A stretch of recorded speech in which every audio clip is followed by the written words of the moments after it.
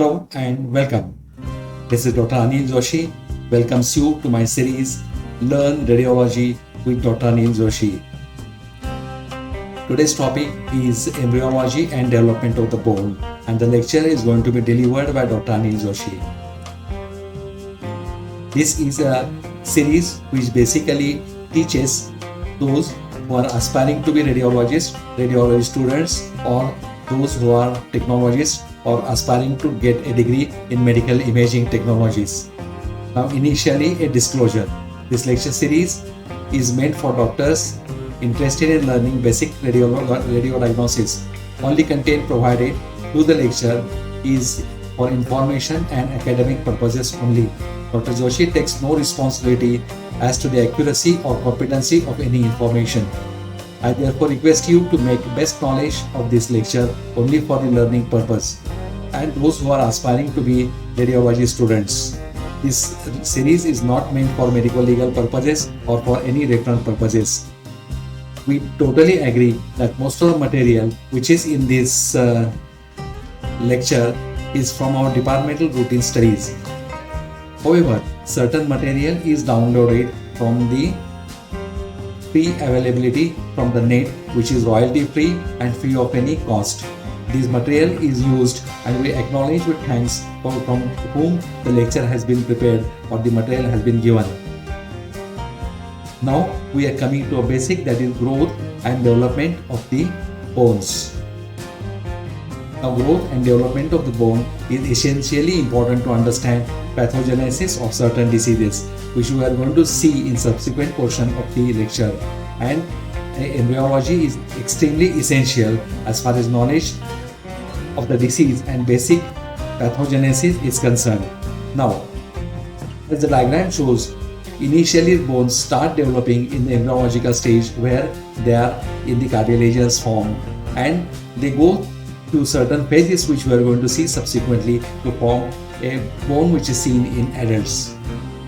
Now, introduction. Bone is a relatively hard and light-weighted composite material formed mostly by calcium phosphate. Now, bones can be either compact or calcaneous, or that is spongy. Now, cortical, the outer layer of bone is compact, and the cortical bone accounts to 80% of the total bone mass of the adult skeleton. Now, what is the fundamental structure of the bone? Bone is formed by cartilage, and that is the bone what we actually see, that is the derived from the mesenchymal. Both of them are derived from the mesenchymal tissues. Initially, all bones are formed from the cartilage. Now, cartilage is mesenchymal condensation. It's formed by the mesenchymal condensation. Then chondroblasts are the basics of the cartilage formation. Then intracellular substances are also essential to form certain connective tissues. Now, chondrocytes are basically the cells which forms the cartilages, and hyaline cartilage, fibrocartilage and elastic cartilage are the certain subtypes of the cartilages. There is also a perichondrium which forms the part of cartilage bone. Now, coming to the laminated bone. Now, lamellae is the collagen fibers, that is gelatinous matrix and calcium salts. They have got lacunae and trabeculae. The trabeculae are multiple plates of the bone and they form the layers. The spongy bone is a large bone marrow. Initially, it occupies almost all the bone. Now, compact bones are having Hammerschild system, that is Haversian system, and osteons. Primary osteons later develops into the secondary osteons. Now, what are the types of bones? That is the long bone, short bone, flat bones, then irregular bones, then pneumatic bones and sesamoid bones. Now, these were the types of bone which are formed by the two basic constituents as we seen just now. Now, osteoblasts are typically viewed as the bone forming cells. Osteoblasts originate from osteoblasts which have migrated and then become trapped and surrounded by the bone matrix which they themselves produce. Now, osteoclasts are the cells responsible for bone resorption. These are large multinucleated cells located on the bone surfaces. The lining of the cell comes from the osteoblast which have become flattened. Now, bone lining cells have flat organelles, so they can easily cover the bone without interfering with its cell formation. So they form the shape of the bone as it is desired. Now, developmental classification. The membranous bones ossify in membranes. The membranous or mesenchymal ossifications. For example, bones of the vault of the skull and facial bones. Then is a variety of cartilaginous bones ossify in cartilages. Now, intracartilaginous or enchondral ossifications are the basic constituency of cartilaginous bones. Now, for the example is bones of the limbs, vertebral column and the thoracic cage. Now, what is a membranocartilaginous? That is combination of about two varieties bones. The membranocartilaginous bones ossify partly in membrane and partly in cartilage. For example, clavicle, mandible, occipital, temporal and sphenoid bones. That is how different bones are formed in different types. Now, intramembranous ossification. The intramembranous is one of the two essential processes in ossification during fetal development of the skeleton system, by which rudimentary bone tissues is created. Now, stages of intramembranous ossification includes, now there are different types and different stages which we are going to see through the different illustrations. Now, first illustration is the ossification center appears in the fibrous connective tissues. This is how, these are the stages the bone is formed, ossification is formed. Now, in first stage there are mesenchymal cells. Now you see they are in the outside the cluster of the osteoblast. Now, osteoblast and osteoid, they form the something like a center or the cores form, and surrounded by there are collagen fiber and mesenchymal cells. So in stage 1, an ossification center appear in the fibrous connective tissues and membranes. The selected centrally located mesenchymal cell clusters, they are in the center and they are differentiated into the osteoblast, forming an ossification center. So this is how a ossification center is in an initial stage. Now we'll go to stage 2. In stage 2, what happens is the bone matrix is secreted within the fibrous membrane. Now here if you see, then there are osteoblast around, their osteoid is there in between, then osteocytes are there which form the center, and newly calcified bone matrix is surrounding the osteocytes. That's how in stage 2 what happens is bone matrix osteoid is secreted within the fibrous membrane. Osteoblast begins to secrete osteoid, which is mineralized within the few days, and a trapped osteoblast become osteocytes. Now let us go to the next stage, that is the stage 3.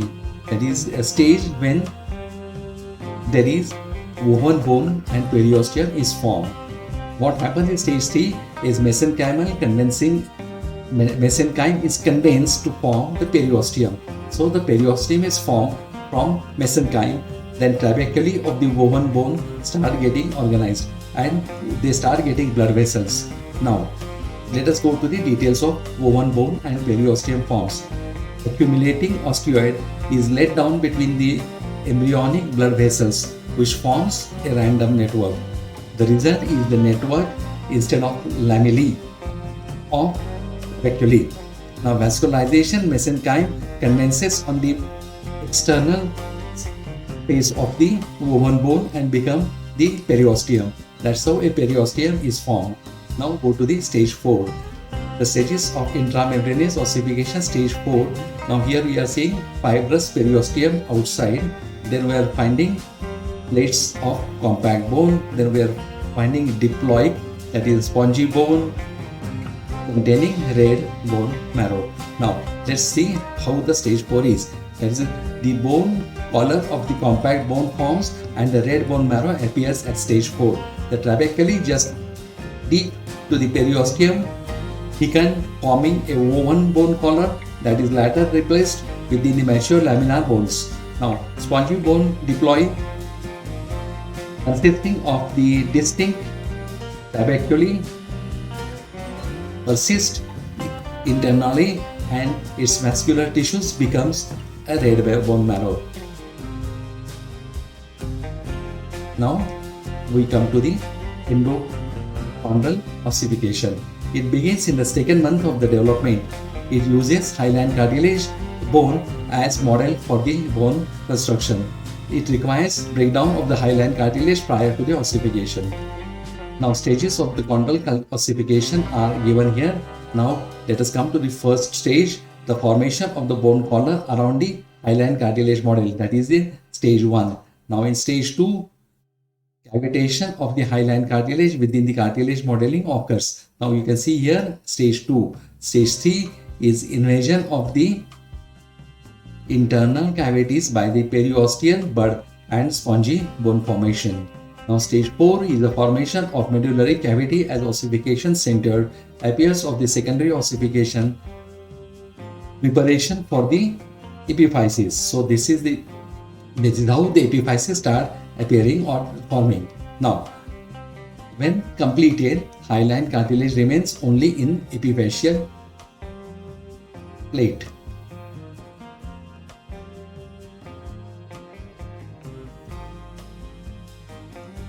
Now let us come to bone resorption.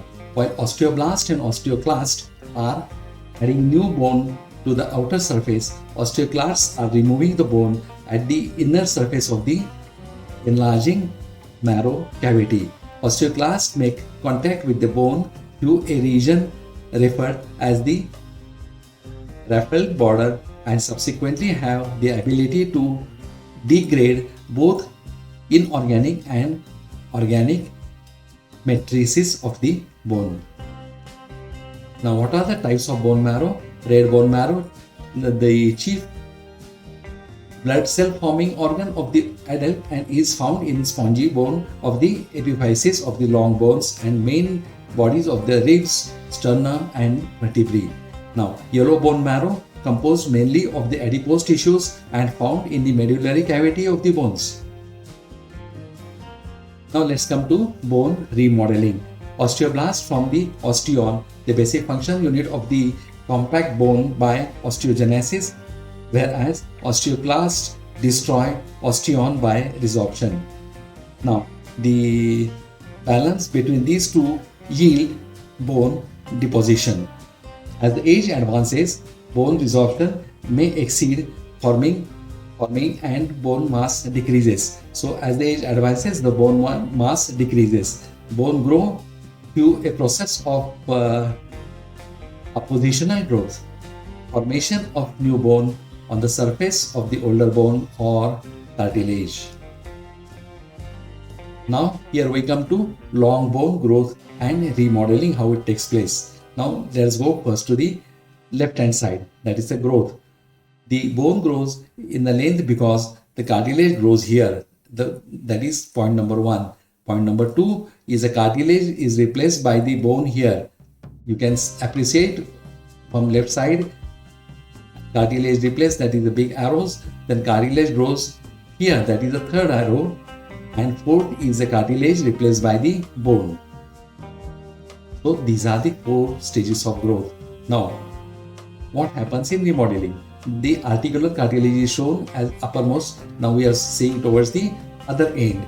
Now remodeling, that is the growing shaft, is remodeled by one bone resorbed here, that is the red dotted line and arrow number 1. 2 is the outer, that is bone added by the oppositional growth here, and the third is the bone resorbed here. So that is how it is shown in all the stages. Now bone formation of the mandible. Mandible differs as far as bone formation is concerned, hence it is taken separately. Now subperiosteal bone resorption and the bone resorption. So subperiosteal bone position and bone resorption. Now I am repeating this slide again, that is the bone formation. I'm repeating again. Bone formation of the mandible. Mandible bone formation is different than any other bone. Now that's why it needs to be seen separately. Now here it is said that subperiosteal bone position and bone resorption.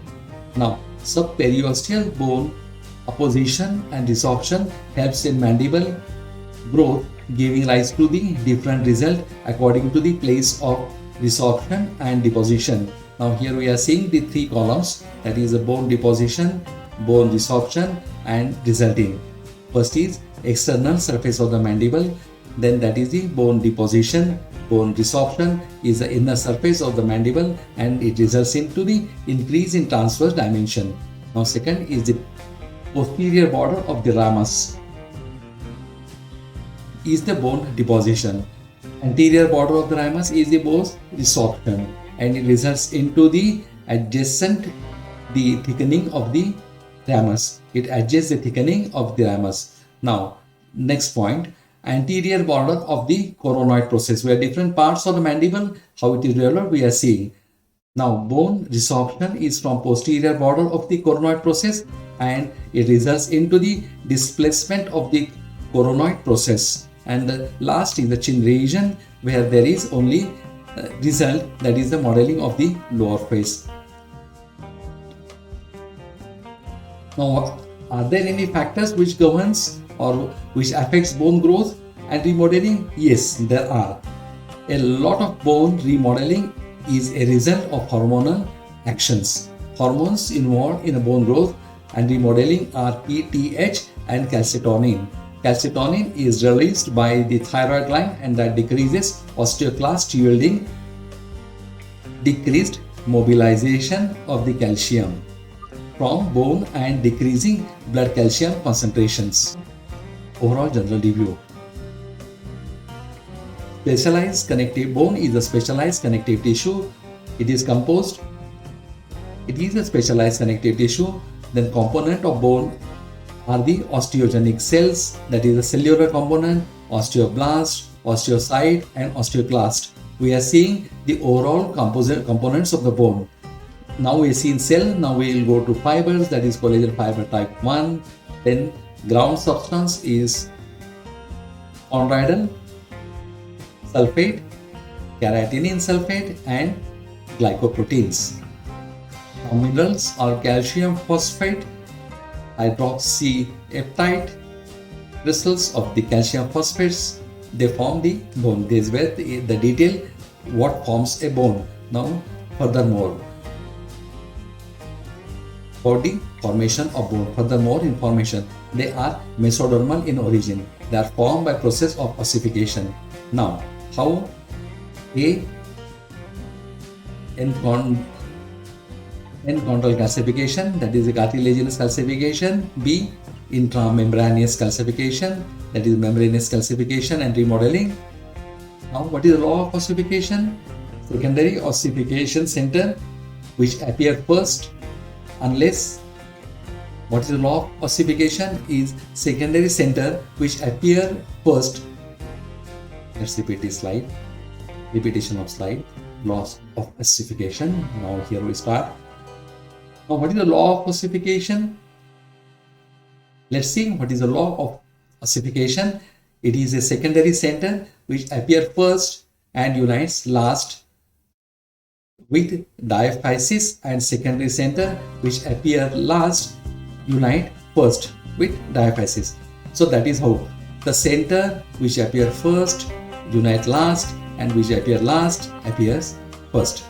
So that is the thumb rule. Now what is the exception? Exception is in the fibula, where the primary center forms diaphysis whereas a secondary center forms epiphysis. So that's how a law of ossification. Now let's come to the enchondral ossification. Begins at the stage begins at the second month of the embryologic development. In second month it start developing, then hyaline cartilage is subsequently replaced by the bone, then leads to growth in the length and width of the bone, and bones formed are also known as the cartilaginous bones. Now, formation of short and long bones is through the same process. Now, why we should know all these things is to know the pathogenesis. Pathogenesis depends on the developmental, and if we see the developmental properly, it is easy to understand pathogenesis.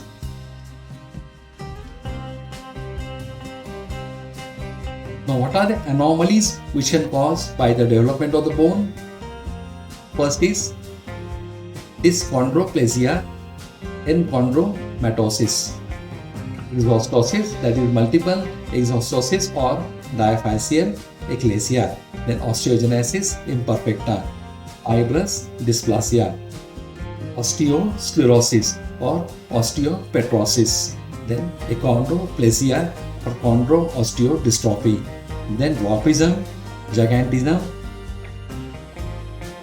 Then asymmetrical development of the bone can also occur. That is why to understand this pathogenesis, we must know embryological basis. Now, let us come to the cleidocranial dysplasia. Now, cleidocranial dysplasia, or popularly called as CCD, occurs due to maturation in TBFA1/IUNX2, that is the Rund-related transcription factor 2 gene, which directs osteoblast differentiation. CCD is an autosomal dominant condition resulting in short stature, then patent fontanelle and supernumerary teeth. Then second is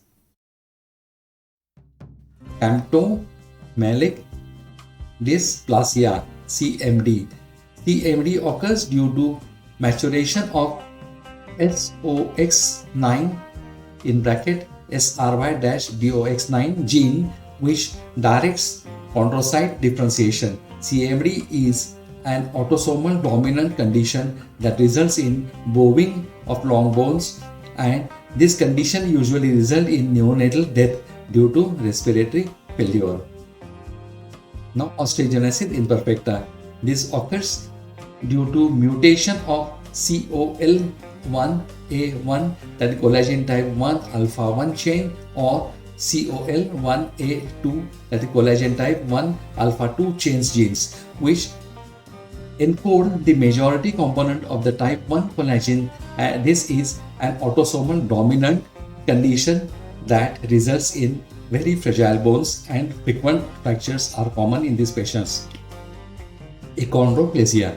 Now, achondroplasia occurs due to maturation in GFGFR3 fibroblast growth factors receptors 3 gene, which aids in formation of collagen and plays a role in ossification of the bone. This maturation prevents adequate bone formation in utero and results in a short stature. Acromegaly results due to increased amount of growth hormones and insulin like growth factor 1, causes of acromegaly. Now, these include pituitary tumors and McCune-Albright syndrome. These factors have anabolic effects on cartilage and bone metabolism.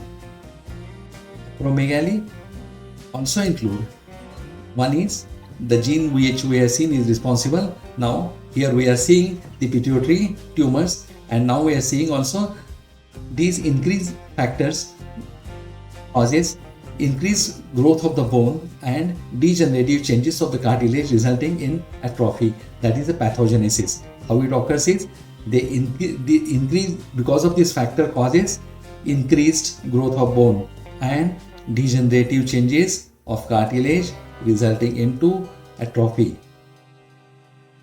Now, rickets. Rickets is most commonly caused by vitamin D deficiency, which leads to the shortening and weakening of the bones in the children. So, this is a disease of bone formation. The main mechanism is insufficient calcification at the growth plate during the bone formation. Symptoms of rickets include bowed legs, spinal curvature, rachitic rosary, and craniotabes. Now, rickets results in failure of apoptosis of the hypertrophic chondrocyte in a ICL plate. Eventually, this leads to cupping appearance of the epiphyseal ends of the bones. That is important as far as radiological identification is concerned, as well as when we start treating to know whether the treatment is going on properly or not. Now come to the, is there any forensic importance or application in forensic medicine as far as bone development is concerned? Now let us see it. To develop the forensic profile of these fetal remains in a variety of medical legal contexts, including cases of criminal,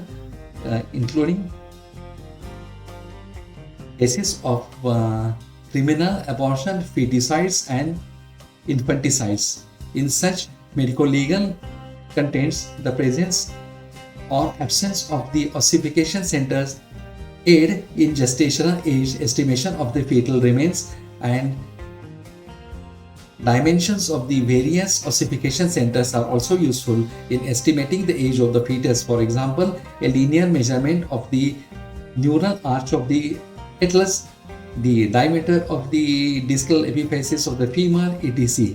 Now, postmortem computed tomography, that is PMCT, and plain radiography are useful imaging techniques employed to assess the physical maturation of the bones.